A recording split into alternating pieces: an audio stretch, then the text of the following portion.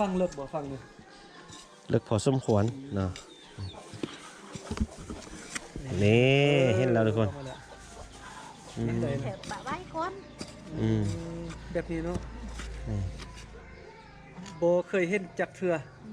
เป็นครั้งแรกที่มาเห็นแบบนี้อันนี้บางเมียงเลยนะบางเมียงจักเดือนแล้วนี่แม่4 เดือนเลยสิอ๋อตัวนี้4 เดือนปลายแล้วทุกคนนะเรียนเที่ยวเมียนหมดเนาะแมนเมดคุ้มหนึ่งประมาณจักบังลอยป่ายก็มี100 ปลายก็มีคนละ100 ปลายบังเนาะ50ก็มีโอ้น้อยเดือนนี้มันจะออกรสชาติฟาดขันห้าไล่เดือนไปมันจะออกรสชาติส้มประมาณเดือนนึงนี่ถือว่าอย่างฟาดอยู่เนาะแมนตัวนี้ถือว่า6 เดือนเพิ่นว่านะตัวที่เขาซื้อนะเพิ่นนี่แต่ว่าคนคุณมันดีมีอย่างไรนี่เขากินอมนี่สรรพคุณก็คืออธิบายก่อนน้านั่นแหละนะก็คือว่ากินอะไรเฮ็ดให้เฮานี่สดชื่นสดใสบ่อยากนอนว่าซั่นซะบ่อยากหลับเวลาหลับมาอยากนอนก็กินได้เนาะแม่นเวลาไปเฮ็ดเวียกเฮ็ดว่าผู้เฒ่าผู้แก่เพิ่นมักอมไปแล้วก็เฮ็ดเวียกคนขับรถนี่เนาะแม่นเอาติดรถไปนำเลยขับรถติดรถไปพร้อมดีแบบนี้กินเลยให้ตาแจ้งว่าซั่นซะตาสว่างเนาะหรือว่ายูทูบเบอร์แบบเฮานี่ก็กินได้บ่เวลาไปถ่ายได้ไปตัดคลิปก็กินเลยทางแห้งแช่น้ำกินก็คือกันดีคือกันอันนี้เฮาผู้ที่ว่ามักรสชาตินี้ก็รสชาตินี้แห้งก็มีอยู่หั่น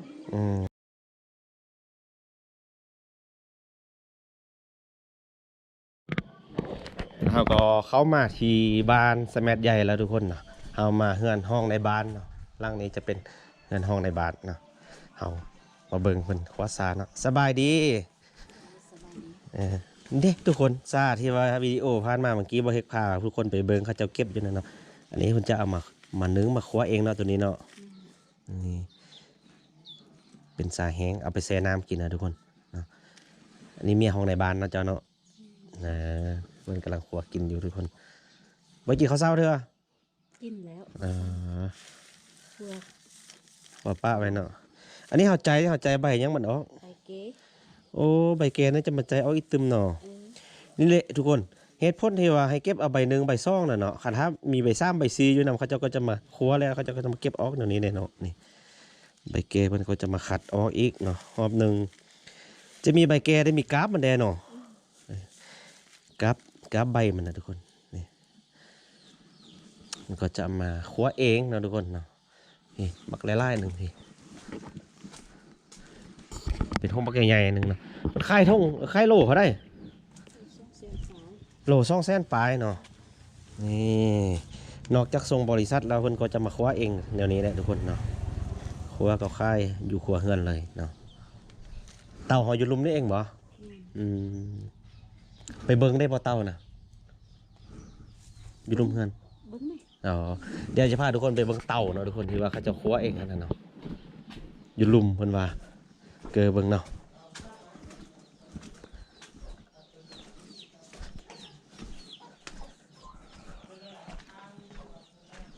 อยู่ห้องใดลุมไปอีกอ๋อ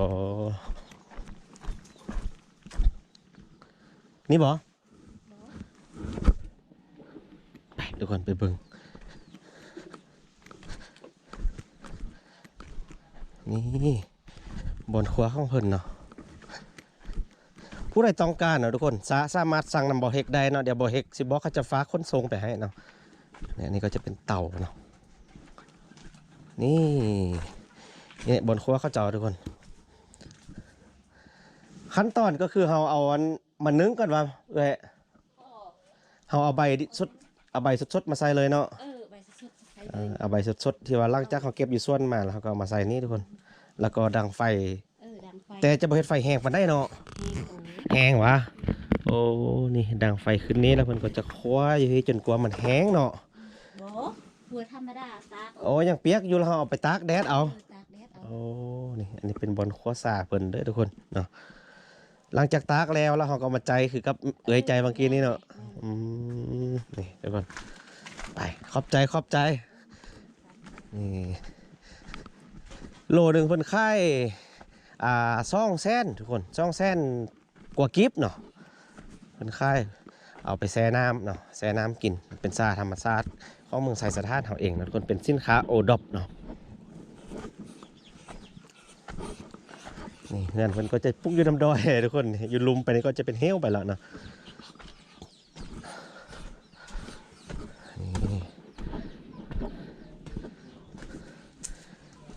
นี่เนาะหลังจากที่ว่าเพิ่นคว้ามาแล้วหน้าตาก็จะเป็นประมาณนี้เนาะแล้วเพิ่นก็จะเอามาตากแดดจนกว่ามันแห้งเนาะแห้งแล้วเพิ่นก็จะมาใจกราฟมันออกเนาะแล้วก็ใบแก่ๆมันออกแล้วก็ใส่ถุงยางค่ายทุกคนเนาะนี่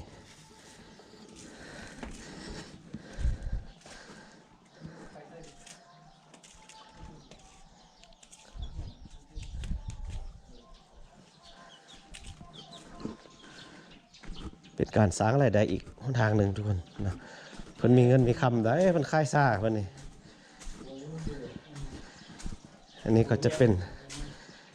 รองในบ้านทุกคนคนรอที่สุดอยู่บ้านสะเม็ดใหญ่นี่เลยเนาะเงินเพิ่นที่ทางเลยทุกคนนี้อันนี้ก็เป็นทางเนาะทางพานเลย ไปว่าจะจับกล้องมาบอกเขาบอกตื่นจับมาบอกกล้องเลยเขาบอกตื่นเขาบอกจะฟ้าคนเดียว ลืมแล้วนี่ซาหลังจากที่ว่าคว้าแฮมคือบางกี้แหละไปให้เบิ่งน้ำเอื้อยเพิ่นเมื่อกี้แล้วเพิ่นก็จะเอามาใส่น้ำร้อนเนาะทุกคนแล้วก็จะเป็นน้ำซานั่นเองน้ำล่าง โอ้ตัวนี้เป็นน้ำล้างมันเนาะนี่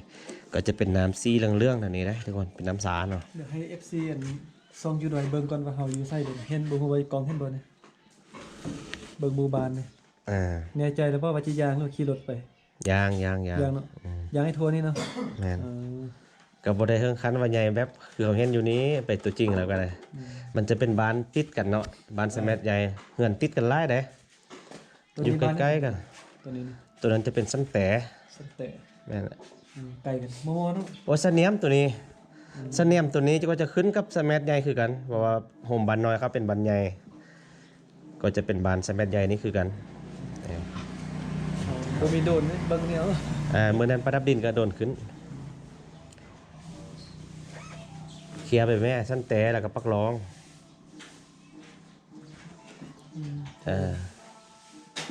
ไกลเด้อแถวนี้จะเป็นสันแต่ฮอดบ่มื้อนี้นะเขาสิไปก็ไปฮอดทางดีเนาะเรื่องกับใครคิดไปกับทางสันแต่แล้วก็ปักรองมันปักรองแล้วก็ขอนเปียดเป็นดินแดนของเมืองไสยะขอนเปียดน่ะไปฮอดไสนี่บ้านปักรองมานี่เต็มปักรองนี้ตัวนี้จะเป็นปักรองเก่านี่มุดอยู่นี้เป็นปักรองเก่าเดี๋ยวนี้เพิ่นย้ายยกย้ายบ้านขึ้นมาเฮิงอีกแล้วระยะตอนนี้ที่มาตรงที่ไปต่อไปใส่ตัวบ่ตัวนี้จะไปมีไซออกซันเตออกไซแมทน้อยห่างเข้ามาเมื่อกี้นี้ตัวนี้โค้งไปเฮาจะบ่กลับตัวเวลาตัวสิไปบ้านตัวกันไปทางนี้คอนเปียดเนี่ยขับน้ำฮงไป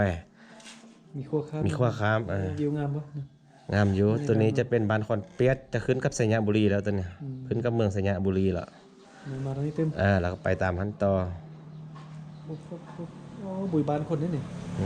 ตัดเดียวบ่จะมีสนามเขาจะอยู่เต็มเข้มทางแหละนี่เนาะแล้วก็ห้อยเพาะมาเนี่ยไก่ด้วยเนาะบ้านห้อยเพาะไปทางนี้ต้องสุดบริบาลกันไปนี่ต้องไปนี่นี่บ้านห้วยสะแงมเป็นบ้านเผามงเนี่ยไปทางนี้ต่อไปต่อไก่เนาะหัวกระปุนมะลิตัวนี้จะเข้าสยะนะพอแล้วที่นี่แม่นแหละฮอดสยะแล้วเนี่ยตัวเมืองสยะแล้วเนาะเมืองสยะอยู่ที่บุกไก่ก็ได้เนาะพี่ฮอดแล้วสยะบุรีสยะบุรีบ้านปุงนี่ที่ควรข้ามไปโนบังบ่ตัวนี้เป็นขั้วข้ามน้ำหงอยู่แถวห้องว่าการแข้งตัวนี้จะเป็นห้องว่าการแข้งอยู่แถวนี้นี่สยะบุรีนี่มันว่าห้องประกันปกครองแข้งขันตัวสิไปสยะสิไปร่องข้าบ้างตัวก็มาฮอดทางเขาเนาะมันจะมีไปทางคนไปเที่ยววังเวียงกับร่องบางไปเส้นเดียวกันเนาะไปข้ามขั้วขึ้นดอยสแกนนั่นน่ะแม่น่ะ นี่มาทางนี้ ขี้ฝุ่นกึบเนาะสแกนเดี๋ยวนี้เนาะ มาทางนี้มาทางบ้านสวนนี่ไปหลวงพระบาง ไปจะมีขั้วนึงก็บักกะยาว ขั้วยาวมันเป็นขั้วข้ามน้ำแห้งขั้วหน้าตากมันตีเนาะขั้วข้ามไปทางอันหลวงพระบางนี่จะข้ามอยู่เมืองน่านหั่น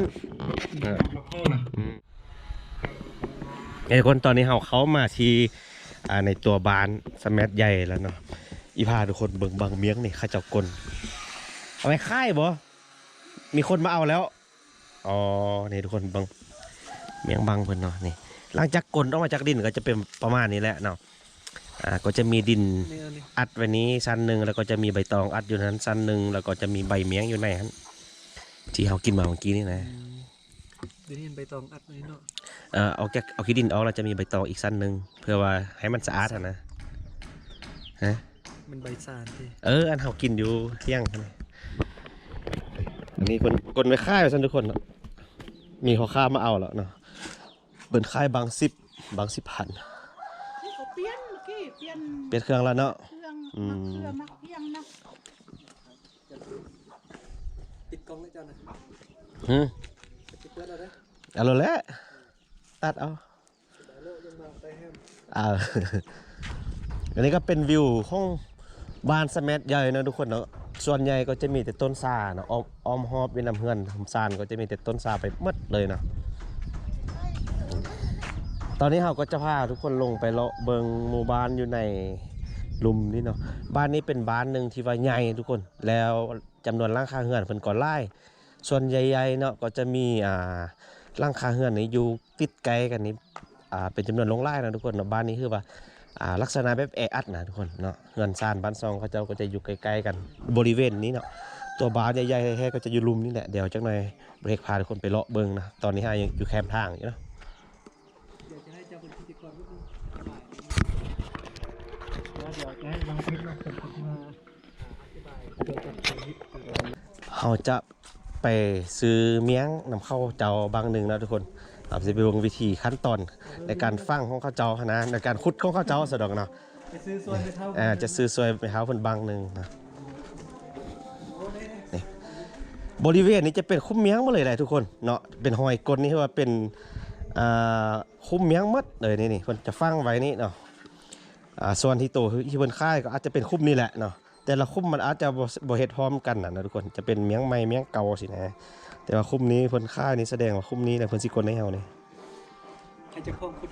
ให้เจ้าของเพิ่นขุด เขาขุดในพื้นบางแป้งมัน แม่นนี่จังได๋เพิ่นมาขุด อยู่นี่แมนมันหน่อยอยู่นี่ แม่น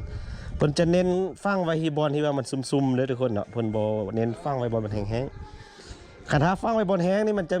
มีมอสมีหยังไปกินเนาะแม่น แต่แม่เท่าเป็นคนขุดให้บาง เด้แม่เฒ่าเพิ่นมาขุดแล้วทุกคน อะไรตัวนี้ฟังเลิกบ่ฟังเนี่ย เลิกพอสมควรเนาะนี่เห็นแล้วทุกคนอืม แถบปะไว้คน อืม แบบนี้เนาะโบเคยเห็นจักเทือเป็นครั้งแรกที่มาเห็นแบบนี้อันนี้มันบางเมี่ยงเลยนะ บางเมียงจักเดือนแล้วนี่แม่ 4 เดือนเลยสิ อ๋อตัวนี้4 เดือนปลายแล้วทุกคนนี่ เรียนเที่ยวในเมียนหมดเนาะ แมนเมดคุ้มหนึ่งประมาณจักบัง คนลอยป่ายก็มี 100 ปลายก็มีคนละ100 ปลายบังเนาะ 50ก็มี โอ้มีลูกสาวอีกส่วนลูกสาว ชาวแห่ไปไทย2 คน อ๋อลูกสาวไปหาย2 คนลูกชายเดี๋ยวเป็นอาหารบอกกลับบ้านนะคือวะ ไปไทยแล้ว อ๋ออาหารแล้วโอเคนี่ทุกคนคนก็อนามัยให้พร้อมเนาะนี่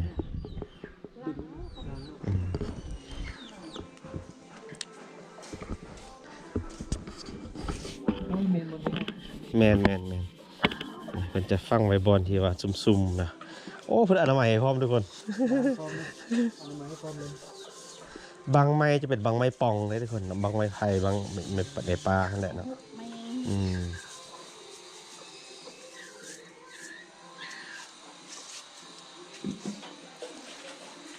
ไม่ น นี่ก็เป็นครั้งแรกของ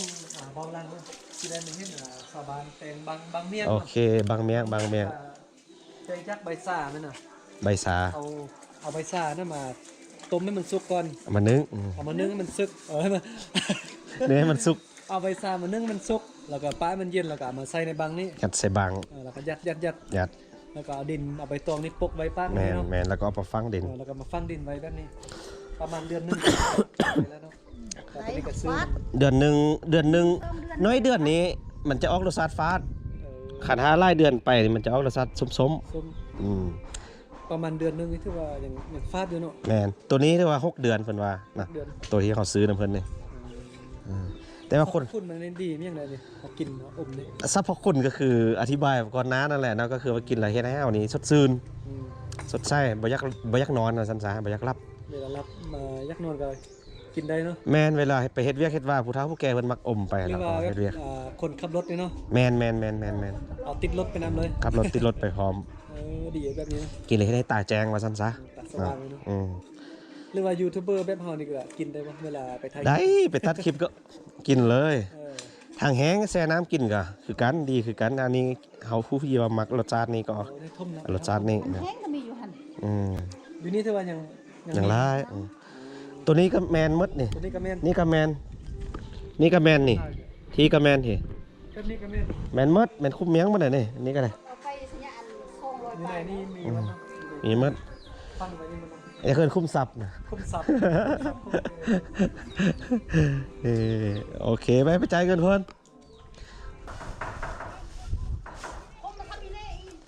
ซื้อซวยเมทัลนี่เมื่อกี้การเมทัลเราไปขุดเอาอยู่คุ้มเลยเนาะ อ่า ไปขุดเอาอยู่คุ้มซับมันน่ะ